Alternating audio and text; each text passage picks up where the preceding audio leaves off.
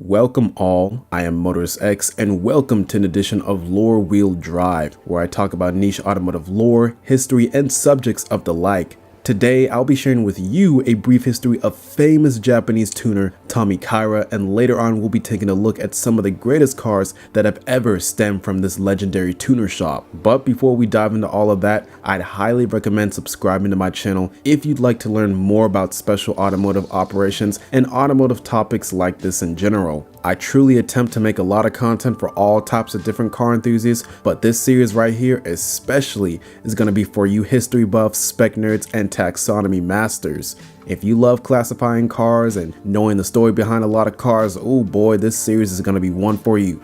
But anyways, with all that introductory stuff out the way, let's dive into Tommy Kaira. Tommy Kaira, also known as Tomita Auto Company, is a company that specializes in distributing and modifying Japanese and German cars. It was established in 1986 by Yoshikazu Tomita and Kikuo Kaira, but its origins can be traced back even earlier to the year of 1967. During that year, Tommy Kaira was called Tomita Auto Shokai, and the company at this point was just a distributor for various import vehicles. This would be their main operation for quite some time, and while they carried out this business, they actually made quite some interesting connections along the way too. Around 1984, Kikuo Kaira and another man named Takunori Sato acquired a license from Hardage, a German tuning company, to operate as basically Hardage of Japan. And for those of you who don't know, Hardage was, and I believe still is, a prominent tuner of BMWs just like Alpina and Jimbala. And to give you a perspective of what these cars were all about, many of these cars rival the likes of high-end BMW base models, as well as even M cars at times too. Hardage, as well as Alpina and Jimbala, they don't play around. But yeah, going back to Tommy Kaira's story, the company was given permission from Hardage to officially distribute their cars to the Japanese domestic market. This not only helped Hardage get a better foothold in another market, but it also helped boost the reputation of Tomita Auto Shokai, one revolving around the fact that they were a reputable distributor and a licensor for foreign cars. Tommy Kaira would continue to be Hardage of Japan until 1986, when they changed their name to Tomita Yume Factory Company.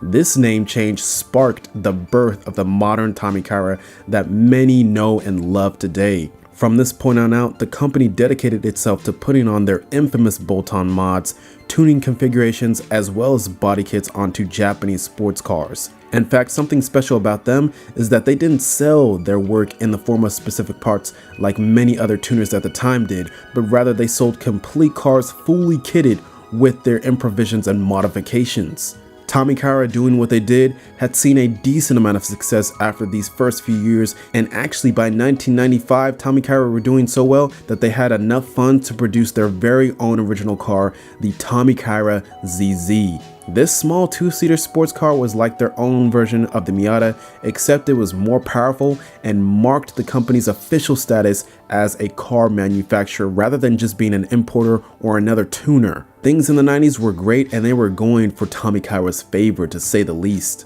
But like a lot of good things, time usually renders their lifespan short. By 2000, Tommy Kaira had become an established name in Japan, but things began to change. In 2003, the company filed for bankruptcy, and over the next decade after that, the company would sell itself out to other companies in hopes of saving and reviving the Tommy Kaira name. The company Autobox acquired Tommy Kaira sales in 2001, and another company called the ER Corporation acquired Tommy Kaira's parts and supplying operations in 2009. A third company called Green Road Motors Company acquired Tommy Kaira's car manufacturing and building operations in 2010, and then they even acquired their sales operations in 2016. One fourth and last corporation called Genuine Tommy Kaira Studio Corporation acquired all of the operations except sales from the previous three companies in 2016 as well. And at this point in time, both Green Road Motors, now known as GLM Corp, and Genuine Tommy Kaira Studio, now known as GTS Corp, have fully taken over the operations of what used to be the sole company of Tommy Kaira.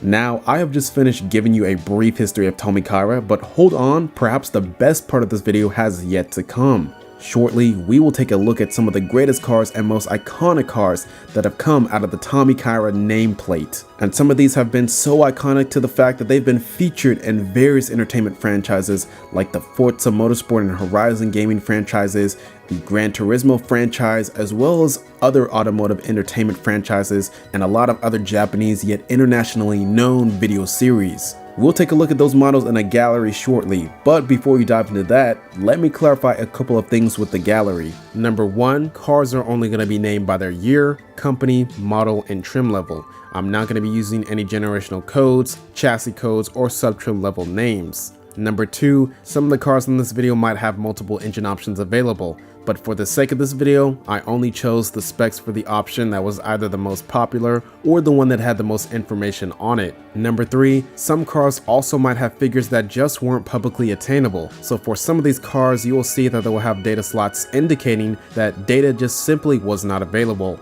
Number four, few of the specs that I do have in this gallery will probably not be 100% accurate. So for any really questionable specs that I had, what I ended up doing was taking similar cars of the same class and era compared to the car in question, and I basically took those numbers from those cars and I just pretty much estimated how well the car in question might be expected to perform just based on the numbers that I got from those other cars, both similar in class and similar in its era. And number five, taking into consideration the previous 4 points, I want you to understand and know that I have done my best to provide you with both accurate and precise information for all of the cars that are going to be listed in this gallery shortly. Now that I have given you a brief history of Tommy Kaira, and now that I have addressed these side notes for the gallery, let us finally dive into the street legends that are Tommy Kaira.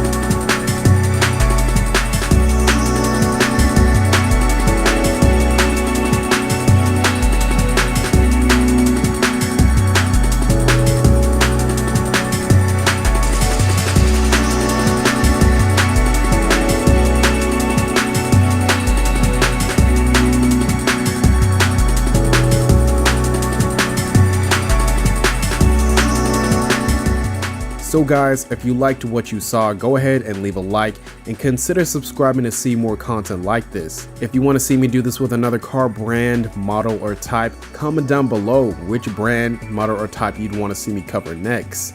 Again, I am MotoristX, and this was an edition of Lore Wheel Drive.